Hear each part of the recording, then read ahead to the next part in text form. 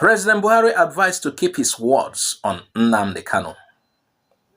The president had on many occasions insisted that it is only the court that will determine the fate of Nnamdi Kanu.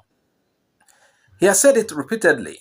Now the court has decided the fate of Kanu. The president should adhere to the decision of the appeal court, Abuja.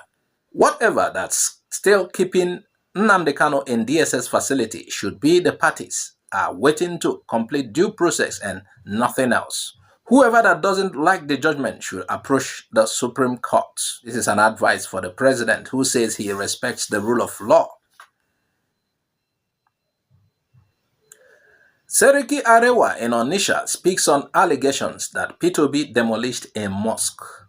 It is no longer news that the former Anambra State governor, Mr. Peter Obi, is vying for the post of the president of Nigeria under the platform of the Labour Party for the 2023 general elections. Mr. Obi, who served as governor at different occasions in Anambra, is being accused of demolishing a mosque belonging to the Muslim at a point in time.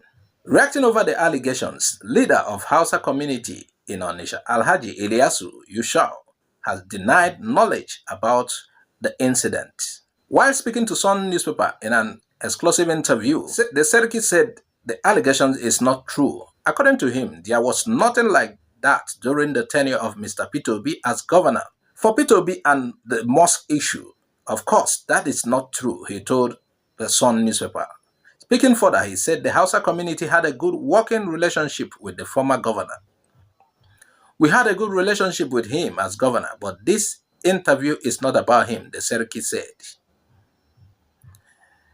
You know, there have been rumors, and this is about politics, that Peter Obi destroyed a mosque while he was governor of Anambra State. And now a person who is like the mouthpiece who has a say on the matter said Peter Obi did not do any such. We are not impressed, Northern Group tells Tompolo after discovery of illegal oil pipelines. The coalition of Northern Group, CNG, has reacted to the recent disclosure of illegal oil pipelines by operatives of a private surveillance company operated by government, Tompolo, popularly known as Tompolo. Barely 2 months after he was awarded the oil security contract, Tompolo has reportedly uncovered more than 58 illegal tapping points where crude oil is being stolen. Reacting to this, the Director of Strategic Communications of the Coalition of Northern Groups, Mr. Samaila Musa, questioned the recent discoveries made by Tompolo and made it clear that the group isn't impressed. According to a report published by The Punch, Musa said that Tompolo has questions to answer about how he was able to uncover many illegal pipelines within a short period. He alleged that Tompolo is able to make these discoveries because he knows those who are involved in oil theft and he already knows the location of the pipelines.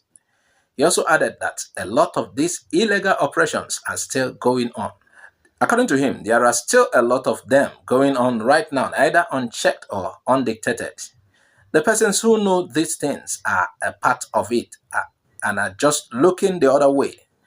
We expect more of these revelations in the coming days, but we are not impressed. Of course, if you go to schools where they are trying to stop courts, most of the anti-court members are former court members, or they are court members that are begged to, stop the court activities and help track down courtists. So, if you want to catch a thief, you can use a thief. So it's possible Tompolo will be involved in the oil theft, but he has been paid now. He has been told to cut it down to stop it as much as he can. And he's been given some money, and it also, based on what we learned, it involves also bribing people, bribing them, telling them to stop, settling people based on his interviews.